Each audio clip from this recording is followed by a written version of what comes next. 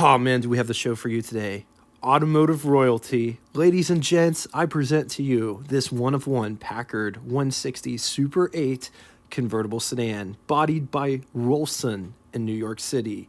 This car was commissioned for Ezra Prentice, who was married to the youngest daughter of the Rockefeller family. But before getting into this one, I'm your host, Jay.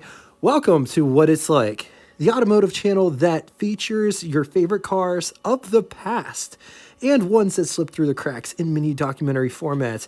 History, specs, design, would you rather, and there is a slow motion walk around at the very end which shows all of the details, all of the lines, where the trim pieces go, what the fenders look like, and how these cars are put together. I post between 3 and 5 episodes a week, but for the month of December, because it's Christmas, there's going to be an episode a night unless technology has other plans, all of which will premiere at 8 p.m. Eastern Time. If you dig automotive history, subscribe and hit the bell icon next to it to never miss a video. 1941 Packard model lineup consisted of junior lines and senior lines, which was their strategy that saved Packard. All of the other independent companies, luxury companies, are gone except for Packard.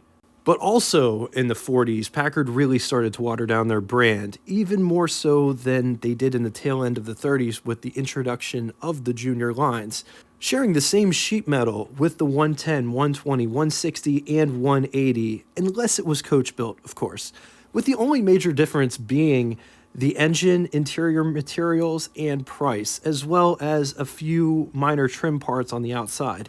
Packard did not go by model years, they went by series. 1941 was the 19th series.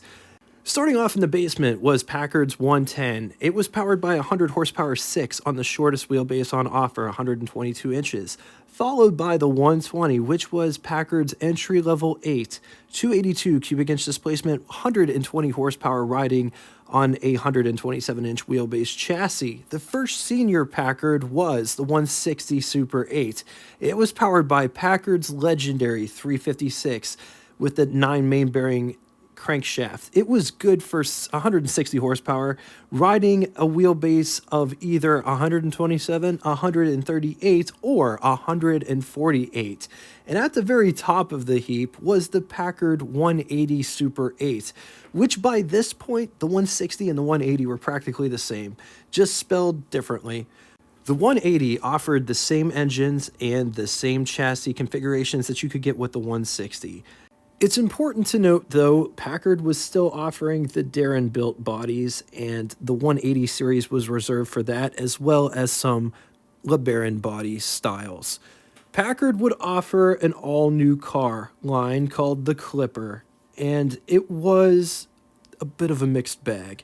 It did not share anything body-wise with any of the previously mentioned entries, but it was on the smallest, not the smallest, it was on the 127-inch wheelbase chassis, and it used the 120 283 cubic inch displacement inline straight 8 engine to power it. The 282 is not a bad engine, but it's not the 356.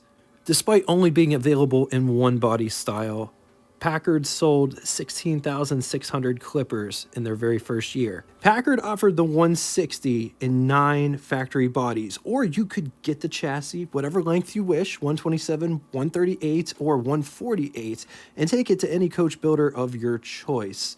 And they could build whatever body would fit your needs.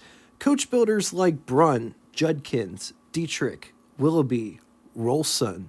Rollson body cars had a reputation as being the strongest bodies of the classic era. Rollson only used high-quality materials, and because they were only using the finest ingredients, Rollson was usually more expensive than all of the other competition. I saw a figure that LeBaron bodies could run anywhere from $7,500 to $8,000, and the Rollson bodies started at $10,000. The company was founded as Rollston, Rollston, in 1921 by Harry Launchen and Sam Blotkin. The business was started as a repair shop, and it would grow into a custom coach builder. Rollston did coach work for companies that include, but not limited to, Bugatti, Buick, Cadillac, Chrysler, Ford, Duesenberg, Husqvarna, Suiza, Lancia, Lincoln, Stearns Knight, Packard, Peerless, Pierce Arrow, all of the heavy hitters they have done bodies for. Unfortunately, the effects of the Great Depression would force Rollson to close in 1938. Rollson would be reorganized as Rollson, Rollson. They would get rid of the T in September of 1938. They would move headquarters from New York, New York to Plainview, New York. Custom coach work would continue until World War II. After the war, they would pivot to fitting out luxury ships and yachts, and they're still in business today. Rollson especially specialized in building town cars and town cabriolets, chauffeur-driven cars. Interesting side note, leather was used in the front and cloth was used in the rear. Leather was looked upon as a cheap material back in the day, and cloth was looked upon as a luxury material of the day, which is the total opposite as it is now. On October 1st of 1941, Rollson would deliver 2 cars. The first car went to this owner's wife, Alta Rockefeller. Her car was a custom 180 all-weather cabriolet. It's important to note that the all-weather cabriolet was riding this shorter 138-inch wheelbase chassis. And our featured car was delivered to her husband, Ezra Prentice. The car was primarily used at their Mount Hope Farm estate in Williamstown, Massachusetts. The estate featured a home that had 72 rooms called the Elm Tree House. It took 5 years to build, and it cost $400,000 in 1928, which is more than $7.5 million in 2025. The car would remain in the family for 21 years. Ezra would own the car. He was the first one to own the car from 1941 until his death in 1955. Then Alta would keep it until her death in 1962. Then the car was sold to Winthrop Rockefeller, who owned the car from 1962 through 1974. Because 2 of the 3 previous owners were Rockefellers, this car is often referred to as the Rockefeller Packard. Bill Harrah of Harrah Hotel and Casino would purchase the car in 1974. After Bill Harrah's passing in 1978, the hotel, casino, and his massive car collection would be acquired by the Holiday Inn.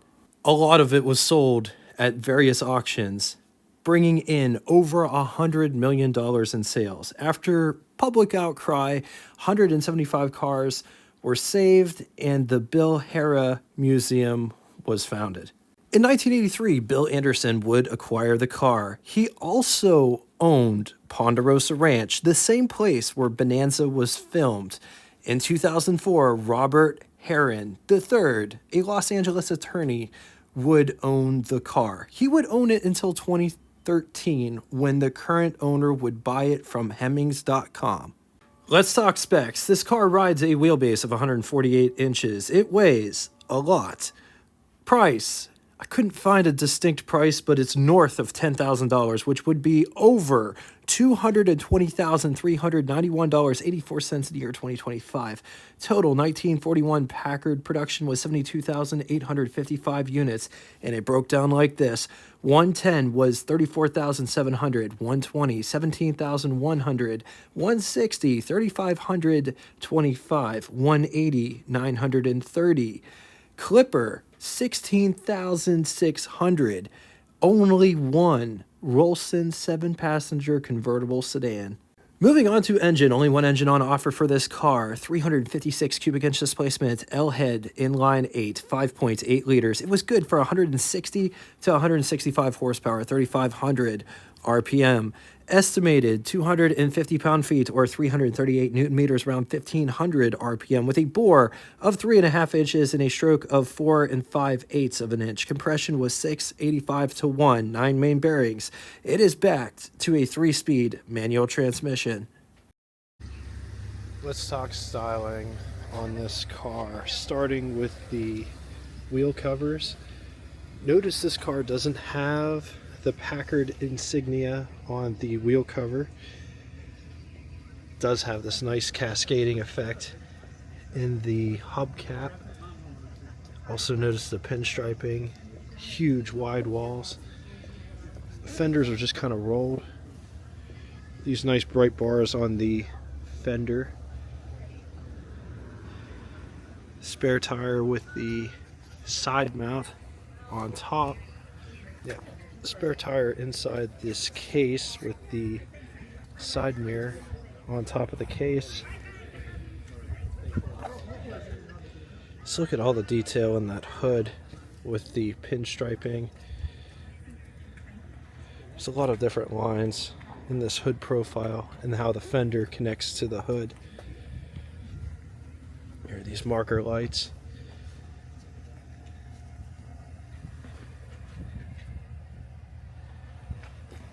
Notice the headlights are placed inside the fenders. Bumpers with these little bumperettes molded into the bumper. There is an apron, so you can't see how the bumper connects to the car. It's all hidden underneath that apron. Just look at that petite grille. Also notice on the front, in the middle, it says 160. It also has these pinstripes in the bumperettes.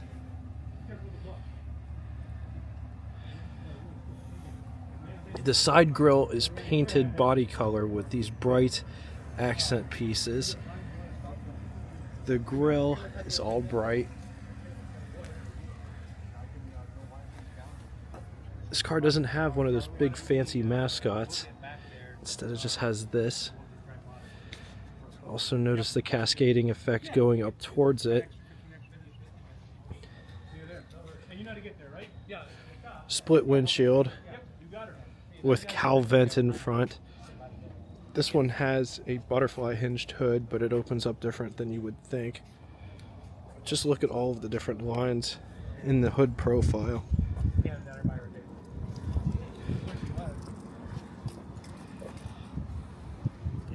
See how this fans out? It goes and carries the whole way down the car before tapering in right here.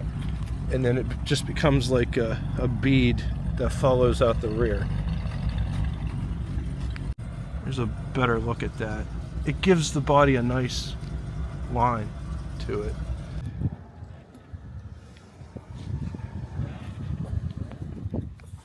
Notice there's no Packard.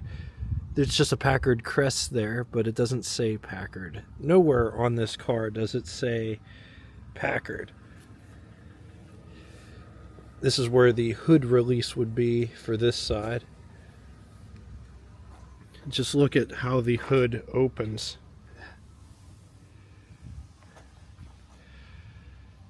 It's got tiny petite windshield wipers that come together. Tiny petite bright trim around the window frame, split in the middle.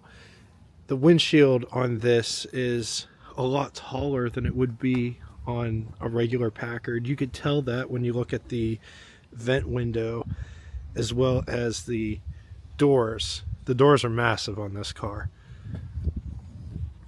This car does not have drip rails because it's a convertible. The mirrors are mounted to the A-pillar right here. They're actually mounted to the trim on the door. Huge vent windows. Running board tapers as it goes to the back. There are two external hinges for the rear door. The front door has hinges on the inside. There's initials there. There's a light. I was told that the lights operate from the switch. When you put the parking brakes, or yeah, parking lights on, these come on. This button here would turn off that courtesy light. Pressing on that button. So when the door shuts. Good.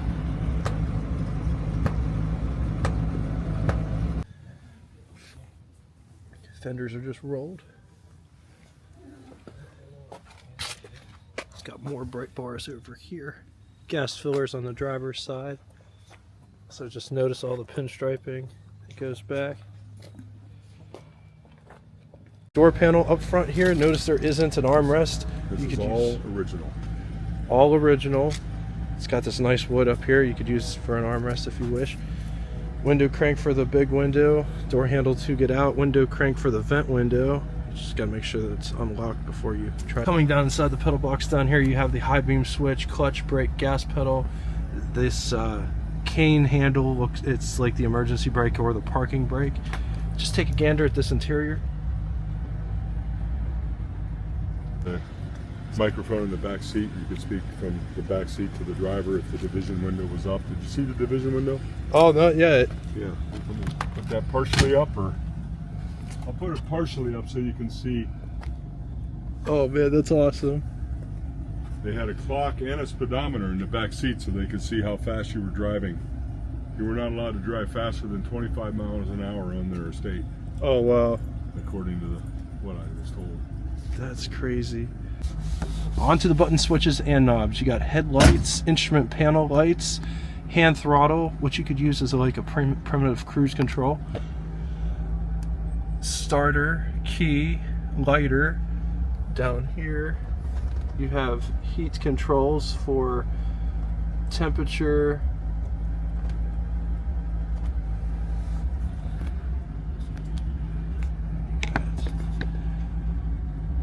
amp meter, gasoline gauge, 110 mile per hour speedometer with trip odometer and odometer. Then you got coolant temperature and oil pressure. Shield wipers, ashtray, and clock, which is still ticking away. Down here, that is for the cowl vent. Here's what over the hood would look like. Here's what first person over the hood would look like. Up above, there's sun visors. They're on the petite side. And look at how they drop down on this like extended piece. So what do you do for the spot that's up here? Super interesting.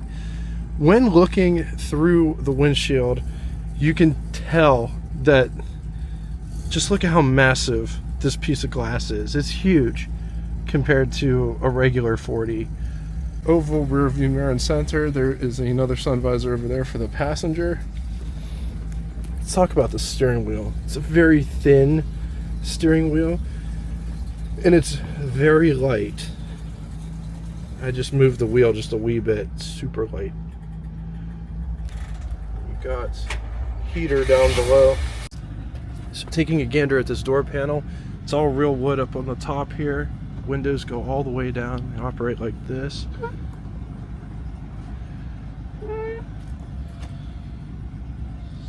All the way down. This is the door handle to get out.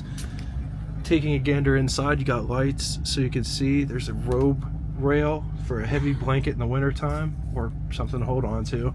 But this car actually has handles to hold on to right up top here. Then you got a clock and a speedometer, which also has an odometer at the top and a trip gauge. The crank in the center is for the divider window. In the center you got jump seats. These can fold, so if you wanted more space. Push those buttons up and down, see if no, they don't. They did work. Well, that one, that switch, that light came on. Oh, I see. That works. And this one was supposed to be the one up there. So you can at least point those out that their courtesy lights still work. Yep, courtesy lights still work right there. From a light switch on the armrest of the back of the chair. There we go, right there. So this one switch here operates these lights there. You move the jump seat out of the way, you got lots of space for the rear occupants. This courtesy light. This is what the front looks like from the back. Let's take a quick gander at the greenhouse or the pillar to glass ratio in this car. It's an absolutely incredible experience being in this back seat in this car. This car is huge. Without the jump seats, you got so much space in between your knee and that center console area. it's unreal. And with the jump seat in place, from the outside, it doesn't look like there's that much space, but sitting back here, there's loads of space back here. There's no issue with space. The seat is really, really plushy, super comfortable. It's got a huge wide bench, armrests built into the seat on both sides. Here's little tie down places for the top whenever you wanted to put the convertible top down. Just look at all of the different convertible top mechanisms there, but it's all elegantly done. This is what visibility looks like out the back from the back seat, out the window, which is real glass. There is a spot to put stuff back there when the convertible top is in use. I'm not sure if you saw this, but whenever you put the jump seat down, there's a piece of carpet on the bottom that goes with it. So whenever it gets put into its location, the carpet goes with it, which is all original. And it still feels like carpet that you could buy today. Really nice. Also notice where the jump seat goes, there's a bit of a recess, so when the jump seat goes in there, the floor is flush.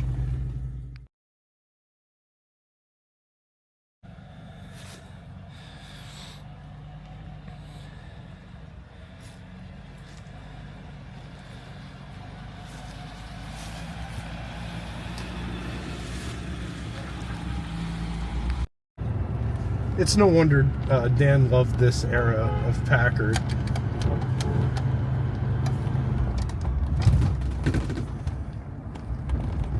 Yeah, these were really premier. They ride so nice. Oh, it's like driving a modern car. It's better than a modern car. You can feel all the lines in a modern car. I was thinking about that yesterday.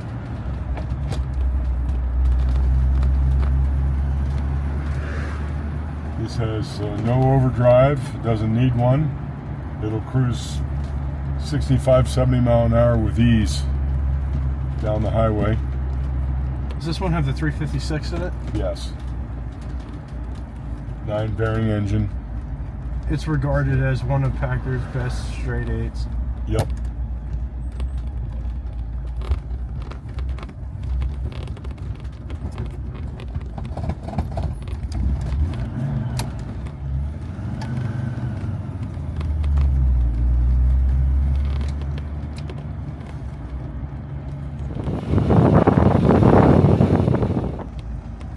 So how does the overdrive work in a Packard? Like, I know this car doesn't have one, but... Well, when they're equipped with one, you merely take the car up to the RPMs at the high level of RPM in third gear, take your foot off, and then it clicks right in automatically. Oh, okay. It's like butter, smooth as butter, just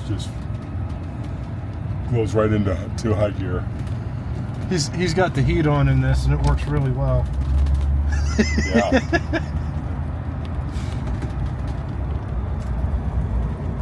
Windshield wipers work.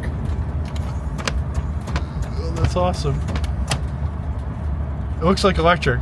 Or They're vacuum. They're vacuum? Yeah. It worked that good for vacuum? Yeah. Yep. This has probably never been used, this ashtray. Wow. All this is original.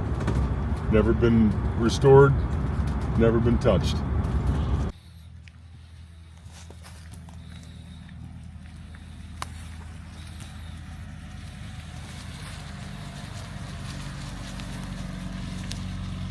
On the positive side, smooth, powerful, head of state car, superb coachwork. This car is all original. It's never been touched. Has 21,000 original miles on it. Bigger windows to make it easier to see. There's tons of room, both front and back, which is rare for the front occupants to enjoy that much space, because usually in chauffeur-driven cars, most of the space was reserved for the passengers. Against it, it was the only one made. So If anything happens to any of the body parts, it would have to be custom made. All right, now it's time for Would You Rather. All period coach built cars. First scenario, all bodied by Rollson. Which one of these would you rather have? 1941 Packard 180 all weather cabriolet or 1941 Packard 160 7-passenger convertible sedan or 1941 Packard 160 town car. I'm going to leave this here for a minute. If you need more time, feel free, pause the video. On to the second scenario, more coach-built cars. 1941 Cadillac Custom Limousine, the Duchess. Or 1941 Packard 160 7-passenger convertible sedan. Or 1941 Lincoln Continental Town Car. Once again, going to leave this here for a minute. If you need more time, feel free, pause the video. Now it's time for Name That Tune. First person to get both the name of the band and the song title correctly in the comment section will have their comment pinned to the top of it. That song sums up this car perfectly. Thank you all so much for coming out and watching this one. If you'd like to get in touch with me, shoot me a comment in the comment section below. I read and answer all comments posted. I don't say that for self-worth. I just say if you take the time to post a comment on here, I definitely read everything. Thanks again for making this into a car community that I'm very much a part of. Until next time, toodaloo! Before getting into the after show, this episode is dedicated to a classic car Packard man, a friend of mine, Dan Halen. I met Dan at an event in Coraopolis, Pennsylvania, where two groups were Youngstown Warren Packard Club and the Antique Automobile region. I think it was the Allegheny region. I went with a friend. I went with Carl. I got to meet a lot of really cool people that day. I also got to meet the owner of this car. Dan was a great guy. His cars were always the cleanest, spotless. If your car wasn't spotless and it was parked next to him, he would let you know. I was lucky enough to cover two of his cars. A 160 convertible, which was covered that same day that I met him. Gene Autry's car. What I loved the most about Dan was his personality. Real quick story. I was in Auburn, Indiana, 2024 for the Auburn Cord Duesenberg Festival. I don't know if you've ever been there, but there's a lot to see and do, and it's kind of spread out. I went inside the administration building, which is the Auburn Cord Duesenberg Museum now, and I start walking over to this wooden boat that's in the far corner of the room. On the other side, there was a man wearing sunglasses. It kind of looked like Dan, but I wasn't entirely sure. This guy, Dan always wore a suit jacket. So I said, Dan, is that you? The guy looks over and he smiles ear to ear. Dan had an electric smile. He could brighten up the room with the smile that he had. So we start walking through the Auburn Cord Duesenberg Museum, just catching up. We walk outside and he said, did you see my new car? And I look over, and there's a 1988 or 89 Lincoln Town Car Signature Series, black with maroon interior. And I just looked back at him with a surprised look on my face, because if you don't know, I've owned two town cars. I think that they're one of the best cars ever made from the 80s. They have one of the best rides ever. And he said he's done buying new cars because Mercedes-Benz pissed him off. We're not going to go into the details here.